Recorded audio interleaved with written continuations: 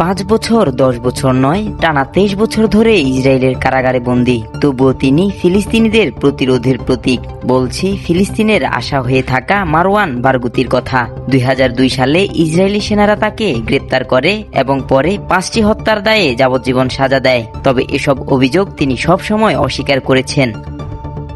কারাগারের অন্ধকার সেলে থেকেও বারগুতি ভেঙে পড়েননি, বরং সেখানে গোপনে বই লিখেছেন, হাজারো বন্দির অনশন ধর্মঘটের ডাক দিয়েছেন এবং কোটি ফিলিস্তিনের হৃদয়ে স্বাধীনতার অগ্নিশিখা জ্বালিয়ে রেখেছেন। তাই দক্ষিণ আফ্রিকার মহানায়ক নেলসন ম্যান্ডেলার মতো তাকেও বলা হয় ফিলিস্তিনের ম্যান্ডেলা। আজও কারাগারে বন্দী বারগুতি ফিলিস্তিনের সবচেয়ে জনপ্রিয় নেতা হিসেবে পরিচিত।